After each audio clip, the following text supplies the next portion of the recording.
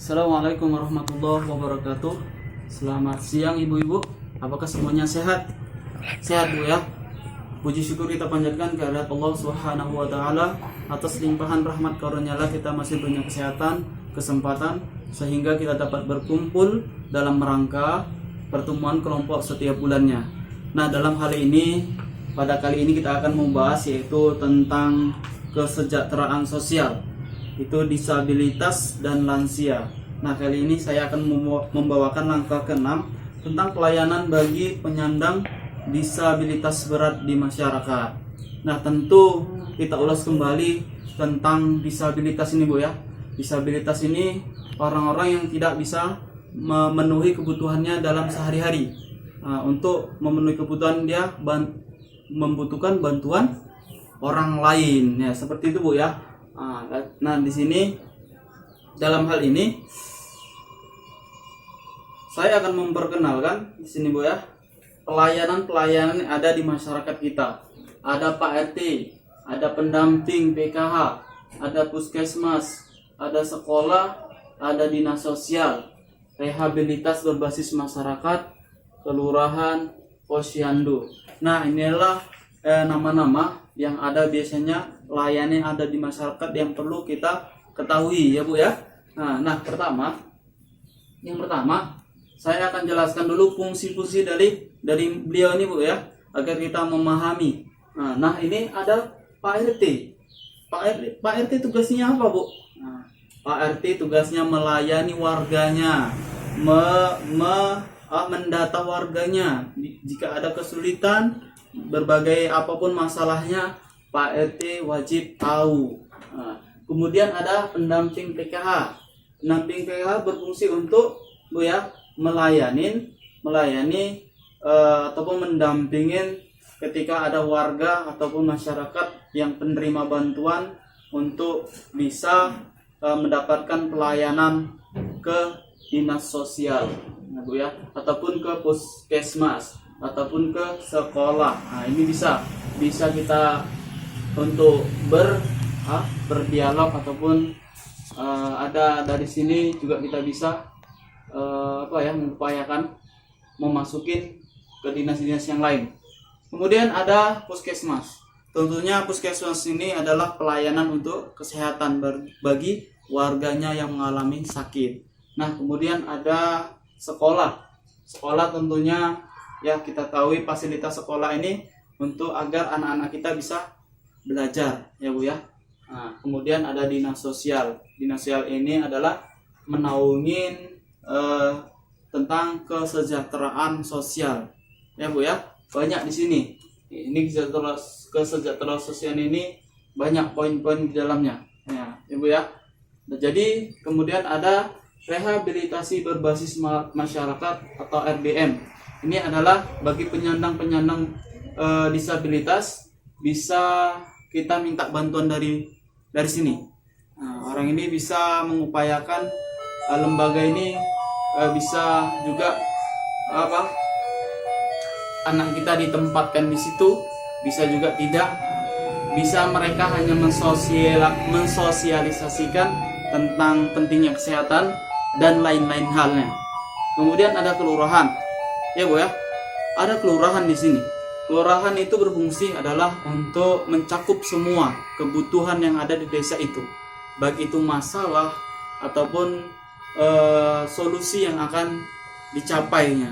Jadi di sini muara dari sini. Nah, jadi di sini ada kelurahan yang mengawal lah Bu ya, mengawal warganya agar bisa mencapai kehidupan yang lebih baik lah di situ, kelurahan. Di sini ada posyandu. Tentu posyandu ini adalah pelayanannya sama seperti puskesmas, akan tetapi pelayanan posyandu biasanya setiap bulannya ada. Seperti contohnya Bu ya, pernah nggak Ibu di desa kita ini ada yang namanya senam lansia? Ada Bu ya. Tentunya hal ini pernah nggak Ibu ikut atau bilangnya nggak ya Bu ya. Padahal semuanya ada pelayanannya itu dari setiap desa. Akan tetapi kita nggak mau, enggan untuk mengikutinya. Alah, untuk apa senam-senam? Orang kita udah capek kok bekerja setiap hari ya kan Bu ya. Udah itu dikatakan senam? Enggak, beda Bu. Nah, jadi ada gerakan-gerakan di situ yang bisa ada gerakan-gerakan yang dihasilkan dari situ untuk kesehatan kita. Walaupun bekerja itu olahraga juga, menghasilkan keringat juga, akan tetapi berbeda dia Bu. Berbeda dia. Nah, seperti itu. Nah, sampai di sini bisa dipahami Bu? Bisa Bu ya. Nah, jadi ada pertanyaan Bu? Ada pertanyaan? Tidak ada Bu ya. Kalau tidak ada, saya yang akan bertanya ini Bu. Nah, pertanyaan adalah ya Bu ya, ketika Ibu mengalami kesulitan dalam menghadapi kesulitan disabilitas berat, tentunya Ibu akan mengupayakan anak kita ini agar mendapatkan pertolongan ya Bu ya. Pertama kali yang Ibu lakukan, yang Ibu tuju di sini dari ke-8 ini mana duluan?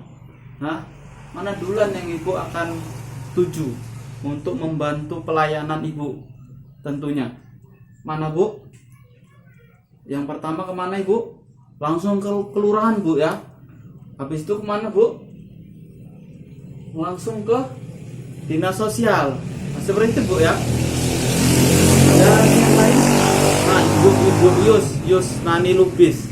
Nah, Ibu Yus Nani Lubis, coba Ibu jelaskan dulu apabila Ibu mengalami kesulitan dalam menghadapi untuk melakukan pelayanan bagi anak-anak Ibu yang mengalami dampak disabilitas ya Bu ya, ringan maupun berat.